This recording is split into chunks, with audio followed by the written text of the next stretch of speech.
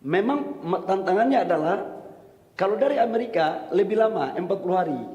Kalau dari Middle East itu 2 sampai 3 minggu. Tetapi sekarang kita bikin kontrak jangka panjang. Itu kira-kira yang kita lakukan. Sementara untuk bensin yang kita impor ini tinggal bensin. Bensin ini kita impor dari sebagian dari Malaysia, sebagian dari Singapura. Nah, ke depan memang Bapak tidak ada cara lain, kita harus mengembangkan refinery kita, kilang-kilang kita untuk semua kita produksi dalam negeri. Yang pada akhirnya kemudian nanti kalau lifting kita nggak mencapai 1,6 juta, selisih antara kebutuhan crude dan kemampuan kita lifting itulah yang kita impor. Jadi ke depan itu tinggal impor crude aja Bapak.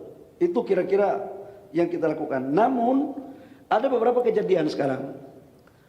2 hari lalu kita sudah membeli minyak dari Singapura, sudah berangkat, ditenderkan oleh Pertamina lewat trader, sudah berangkat, sudah masuk laut Indonesia, kemudian suruh kembali lagi 2 kargo. Jadi sekarang perekonomian sekarang untuk urusan minyak ini Pak, hukum normalnya sudah tidak berlaku. Karena siapa ada cuan, dia beli, karena barang susah ini. Nah, untuk 2 kapal itu, kami melakukan koordinasi dengan Pertamina, kami telah melakukan komplain, dan tanggal 18 sudah ada pengembaliannya Bapak, 2 kargo itu. Kalau tidak kita gugat, sesuai dengan apa yang Bapak arahkan. Tapi kelihatannya mereka agak gertak-gertak dikit, agak takut juga Pak. Jadi tanggal 18 udah bisa dibalikin Pak. Jadi kami laporkan Bapak untuk menyangkut dengan BBM, baik crude, LPG maupun minyak jadi untuk menjelang hari raya dan ke depan insya Allah bisa kita atasi dengan komunikasi yang baik. Itu menyangkut dengan BBM. Yang kedua, saya juga mendapat laporan dari media bahwa seolah-olah batu bara kita untuk PLTU ini katanya sudah menipis. Kami laporkan Pak, untuk seluruh PLTU yang ada baik IPP maupun punya PLN, ketersediaan batu bara sekarang rata-rata di 14 hari. Jadi itu masih dalam standar minimal nasional. Bahkan sekarang perusahaan-perusahaan batu bara yang sudah memberikan RKB, kita mewajibkan untuk DMO. Kalau tidak Pak, kalau kebutuhan nasional tidak tercukupi, maka tidak kita keluarkan izin ekspor. Jadi artinya apa? Orientasi kita adalah kebutuhan domestik. Jadi ini juga mungkin jari-jari yang terlalu pintar memainkan kata-kata bahwa seolah-olah kita krisis batu bara, itu mohon maaf Pak, itu nggak benar. Bahkan kami telah menyiapkan campaign bahwa seluruh produk batu bara yang kita hasilkan memenuhi kebutuhan negeri, sisanya baru kita ekspor. Kalau tidak, karena batu bara itu barang milik negara Pak, bukan barang milik perusahaan. Pengusaha hanya kita kasih konsesi, tapi isinya itu punya negara. Jadi orientasinya untuk negara dulu. Itu menyangkut batu bara. Yang ketiga, di SDM ini juga Pak ternyata membawahi badan geologi untuk bencana. Jangan sampai kita slide berikut yang untuk gunung api ya. Supaya pada saat hari rayanya insya Allah aman Bapak. Dari level 4 gunung api tidak ada. Yang ada level 3 saja. 2 gunung api yaitu Merapi dan Semeru. Level 2 insya Allah aman terkecuali Allah berkehendak lain. Level 1 42 gunung semuanya aman. Ini menyangkut dengan bencana gunung berapi. Kemudian ada laporan satu lagi tentang tanah bergerak, gerakan tanah. Saya juga baru tahu bahwa di SDM itu gerak tanah pun diatur di sini Pak. Ini yang paling banyak ini di Jawa Barat, tapi insya Allah juga potensinya masih bisa dimitigasi karena tim kita di sana lengkap untuk memberitahukan, berkoordinasi dengan pemerintah daerah dalam memberikan penjelasan. Saya pikir itu Bapak menyangkut halaman berikut, gempa bumi dan tsunami, tidak ada sesuatu yang menonjol. Jadi insya Allah clear.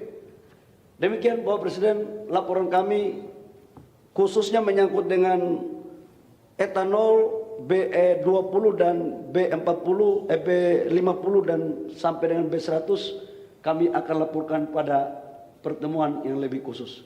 Demikian mohon arahannya. Terima kasih. Wabillahi taufiq wal hidayah. Wassalamualaikum warahmatullahi wabarakatuh.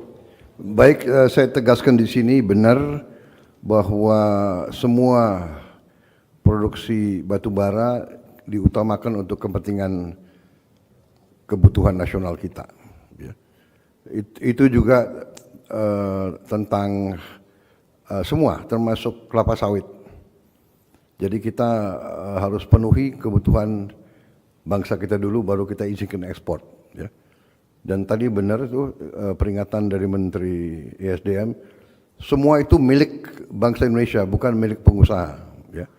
Mereka boleh usaha, tapi kepemilikan adalah kepemilikan bangsa Indonesia. Semua kekayaan alam, ya, yang ada itu adalah milik bangsa. Saya tegaskan itu. Silakan sekarang Menteri Pertanian. Saya minta yang penting-penting ya. Terima kasih. Assalamualaikum warahmatullahi wabarakatuh. Izin Bapak Presiden, Pak Wapres, para Menko, para Menteri, Wakil Menteri, kami laporkan stok 11 komoditas strategis cukup baik, bahkan sangat baik, khususnya beras. Kami laporkan khusus beras hari ini, halaman 15. Hari ini mencapai 4 juta ton. Hari ini di data 2 hari yang lalu 4 juta ton dan kemungkinan bulan depan sudah mencapai 5 juta ton, Bapak Presiden. Ini tertinggi cadangan kita. Ini cukup untuk 324 hari. Sampai akhir tahun cukup cadangan kita sekarang untuk beras. Kemudian hanya saja Pak Menko anggarannya tinggal untuk 2 minggu. Kalau bisa tambahan anggaran kemarin yang sudah disepakati. Uang terus. Enggak, ini sudah disepakati. Yang dan pinjam, bukan habis Pak, cuma pinjam Bapak Presiden. Kemudian beras kita, ada kabar menarik Bapak Presiden, CPO kita, ekspor kita naik 6 juta ton. Sedangkan kita butuh untuk biofuel 5,3 juta ton. Jadi alhamdulillah naik dari 46 menjadi, ekspor kita dari 26 menjadi 32 juta ton. Kami pertemuan asosiasi pengusaha sawit se-Indonesia kemarin. Ini Pak Balil ada tambahan 6 juta ton. Kemudian ekspor kita total pertanian naik 28%. Halaman ton beras kita insya Allah bulan depan Bapak Presiden 5,216 juta ton.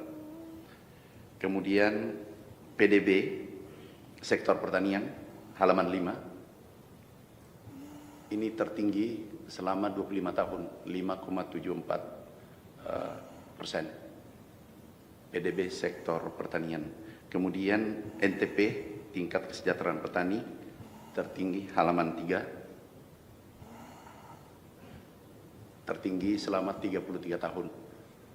Ini karena kebijakan Bapak Presiden, HPP dinaikkan, dan pupuk turun 20% tanpa membebani. Pak Menteri Keuangan izin kalau bisa sebelum bukan ini kan pinjam saja, bukan APBN, Pak. Impresnya sudah ditandatangan, Bapak Presiden. Makasih. Baik, terima kasih Menteri Pertanian. Saya kira ini juga sesuatu yang bisa kita yakini, suatu fondasi yang kuat. Ya, apapun terjadi, pangan kita aman. Tentunya semua komoditas harus kita cermati, terutama masalah protein. Ya. Nah, protein saya kira yang paling cepat masalah protein adalah perikanan, ya. Perikanan darat dan perikanan lepas pantai dan perikanan tangkap.